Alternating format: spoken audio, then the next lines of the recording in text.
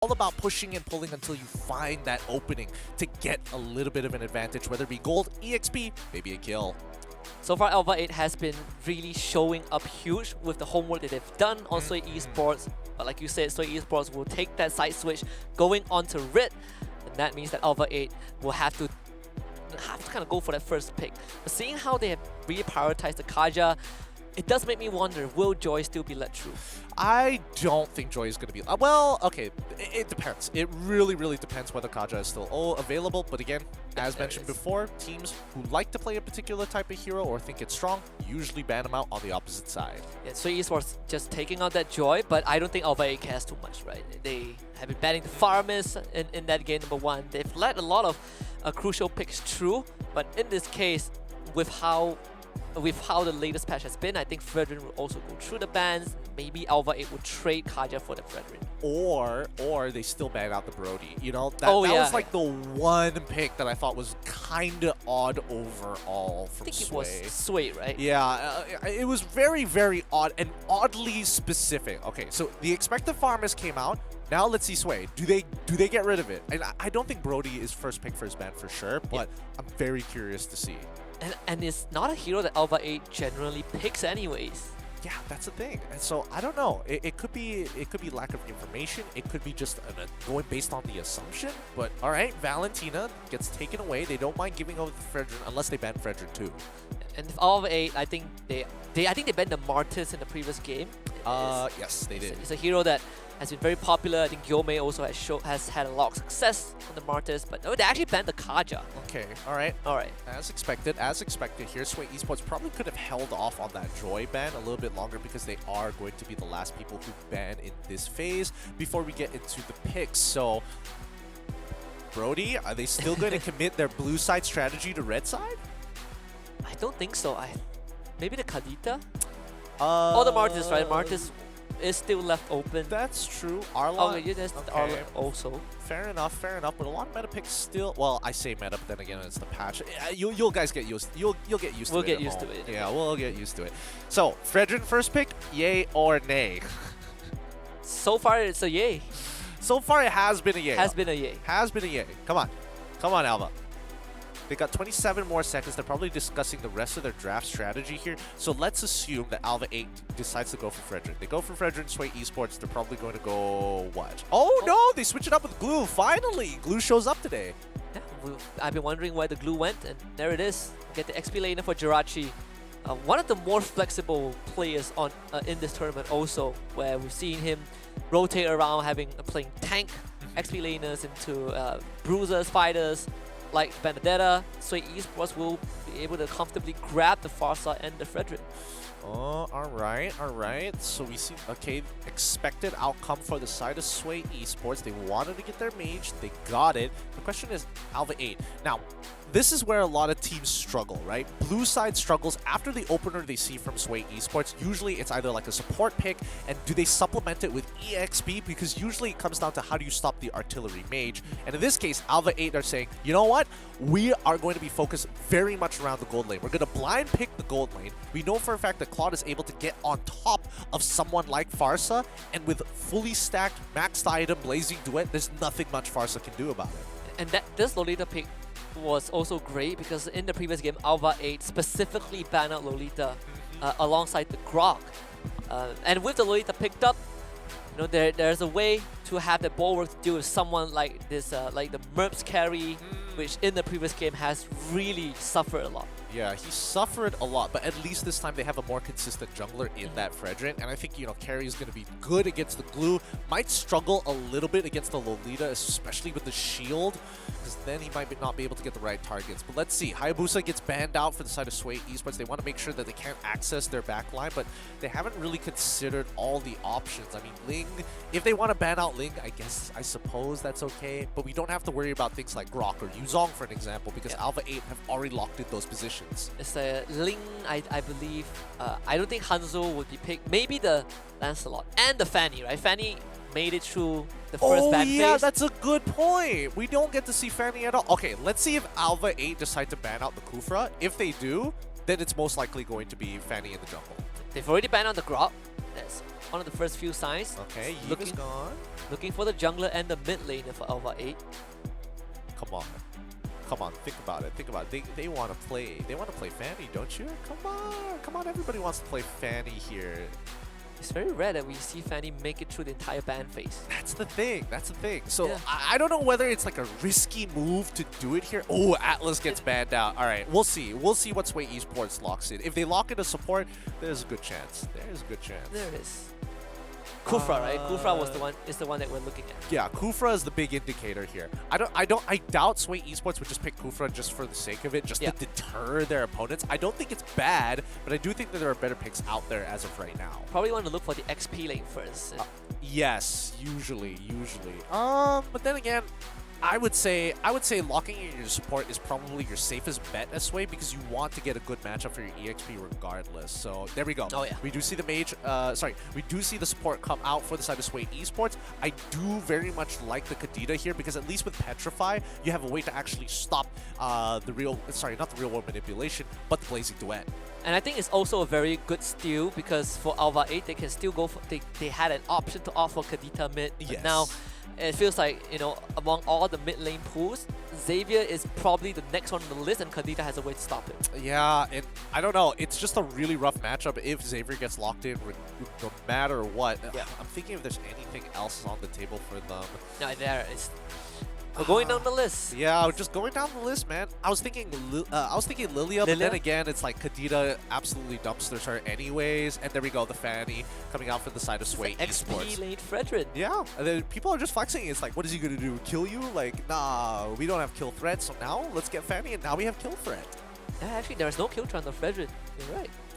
Yep. Big changes, man. Big changes. I can't wait to see how this is gonna play out. Oh boy. This is an interesting draft from both of these sides. Very consistent draft for ALVA 8, but I think Sway Esports, they've got quite the advantage here. So I'm curious to see how this Martis is going to perform against the Assassin Fanny. Since the Sway Esports are doubling down on that backline dive, right? Now they have a Fanny, they have a Kadita to facilitate that, and there's a safer way to do so as well from the side of Sway. If there's one thing that they are trying to really show is that they're going to run it back, the same composition against ALVA 8. Yep, this time with a little bit better options. They're doubling down, on, as you mentioned, on that backline dive. But at least with Fredrin in the EXP, building that full tank, he's going to have that level lead. And more importantly, he's going to be the tank that someone like Merps is required with the taunt to pull attention to himself. As in the previous game, Gilmay and Merps had an awful time in this game, in that game. But I believe in game 2, when you have that Fanny, things does get a bit more easier. It's harder to pressure the Fanny with what ALVA 8 has as well.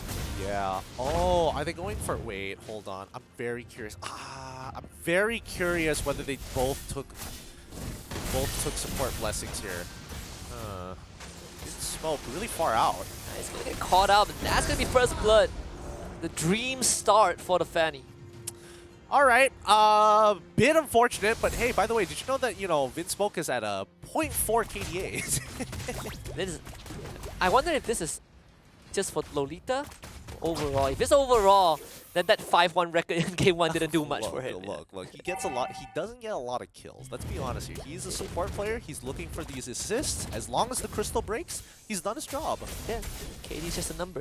Yep, KDA is just a number. Break even, we can confirm that he decides to get the magic penetration boots in this particular situation. Also, stolen away. Zayan being disrespectful. Gomez doesn't even have his off cooldown. He did use it on the orange buff, most likely. Unfortunate indeed. And yeah, it is most likely that he did. And I think right now, where do you actually play for, right?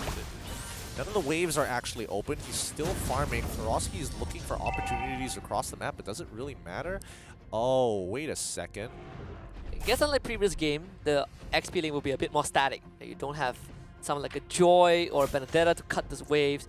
So Esports, they do call first dips on the turtle. ALVA is slowly arriving to the scene. Barbichi will be in a position to use that fatter airstrike overall, but Zayan is taking a lot of damage. Back up, waiting for it. Fizzbo just commits the Numenor Blast. And ALVA able to find a double for Zion. Whew, what a setup coming in from ALVA 8. They're waiting for that green light, and once Sway Esports gave it to them, ALVA 8 instantly coming out with that Numenor blast. A huge play coming out from Vinsmoke and a fast follow-up from Eliora from a super safe distance as well. You get so much value from that ult. They steal away the purple buff as well. This is starting to look like a repeat of game number 1. Oh, and Zion is 2 levels ahead of Gyome, and this Fanny even had the retribution, just not fast enough with his fingers. The catch-up game has already begun. It's so brutal. This is why it's annoying to deal with these types of junglers who can actually abuse the Demon Slayer. Okay, Merps is tickled a little bit. I guess they were checking the bush for the Claw just in case, but Barbichi is actually walking through the lane itself. Looking at how much impact the XP lane would have for both teams, we don't really see too much of XP. Fredrin overall, and I would say for Glue, you know, Jirachi did had to use that flicker early on. I mean, I'm hoping that it punishes him. At some point in time, right? Like, look at him. Jirachi is just walking up, no care in the world. He knows that he can get away with a split, especially when he's up against Horosky in this matchup. Wait, they're just pressuring Barbichi. Forced to flicker. Maybe Sway Esports can find a return. Here comes Gyome. Feather airstrike actually connecting onto Nova. Zen just goes in. Finds the execution with the Decimate. There's 3 kills all on this Martis. Man, Zion is super far ahead. He is level 8 right now. He is level 8. He's 2 levels ahead of Gyome. He is 3 levels above Barbichi. Like, anybody who comes in his path is basically dead in a 1v1, so you gotta be extremely careful. This purple buff is never gonna see the light of day. And Eliora just keeping Sway Esports at bay. Haroski comes in. Gyome once more. This time even committing the retribution and still losing out. I'm telling you, Zion's just, his retribution is just way bigger. 2 levels up, and he has Demon Slayer, which gives him an extra 20% against these neutral creeps. Like, it's so oppressive. It's a boring style to play, but it's an effective style at the very least. If it works, it works. Ooh, I mean, look at the level difference, right? Zion is constantly 2 levels ahead of Gyome. It's the same thing in game 1. I don't know. The plays that have been made by Sway Esports, it's really bugging me because I feel like Sway Esports, they are playing the game very uncharacteristically compared to what they were doing before. And nowadays, we are seeing Sway Esports like, hey, we want to see them control the tempo. We want to see them actually continuously making plays like what we're seeing right here, but punished. Just can't find Eliora and break even. Now caught in a very, very rough spot. Able to get away at least, but they do lose Barbichi instead.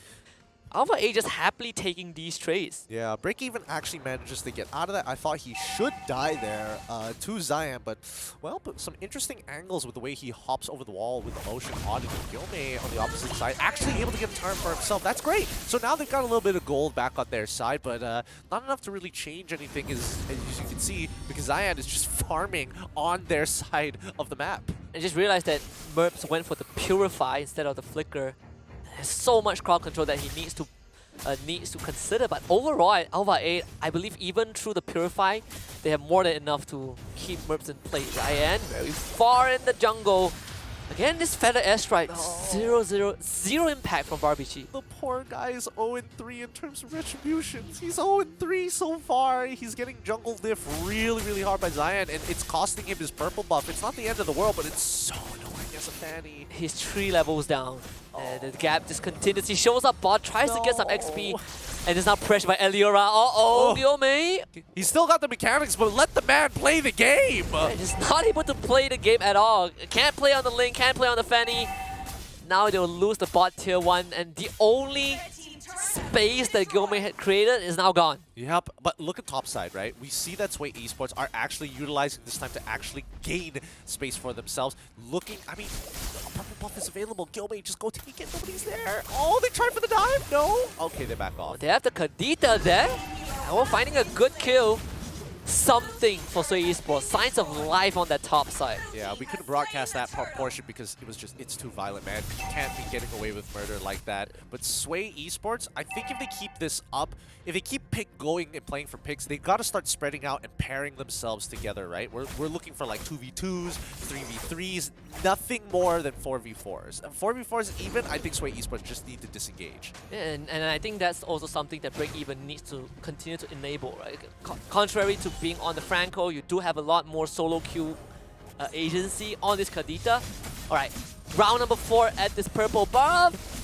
Zion just have more retreat. He's gonna win that hands down. Feather airstrike again, just missing everything. Yome, really careful, almost gets sniped by the Dawning Light. Break Even in the thick of things.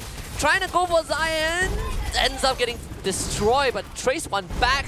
Erishiki finding a second one while the members of Sway Esports dropping like flies. Vinsmoke flickers away. Jirachi by his side. Yome still gets the kill. All right, like at least we are seeing Sway Esports breathing life back in. 3-4-2 trade, not the most ideal, but in terms of mentality, at least Fanny got her purple buff. She's 1-3 so far in terms of retreat battles. Finally, being able to put herself within arm's reach. Still 2 levels down though. Gome isn't exactly doing poorly also, right? 2-0 on the Fannies, creating some space around the map, just not being able to get much XP. No, and I agree. I totally agree with you. Gome is doing quite a lot on the map, but he could be doing even more if he just had a purple buff. He's limited by the amount of energy he's having, and ALVA 8 they are having the time of their lives because Eliora continues to let this time drag on so that he can scale. Aaron Shiki as well. We're seeing the Wind Chant already being purchased. They're just implementing the same method to shut down this Fanny as they did with the Ling. Gome. Oh. Okay, can't touch this. Just reset in time. Yep, can't touch this. Vinsmoke playing like a Natalia. Break Even playing almost like a Natalia, so deep in enemy lines. Do you think they'll see this? Are they gonna actually decide to fight this? We've seen this before of a different team. This Assassin Kadita. Actually, we commit to their recall though. Again, Feather airstrike to defend that mid tier 1. Very, very important. Break Even cancelling their recall. This might be an angle for Sway Esports to abuse. Yo, Break Even is so patient. Oh, this could be it. This could be it. This could be it. Does he know about Eliora in the bush? Eliora doesn't spot him. He doesn't enter the brush. Erishiki is the target. Doesn't burn down to the glowing one. This heals up with the DHS in time. No. Oh, they didn't find the kill. That was crucial for Sway. Oh, wait. Eliora flickers forward for this kill, and he doesn't get much off of it. But now, this is going to bait out a full-blown fight. Yome trying to run interference, but it's running dry of energy.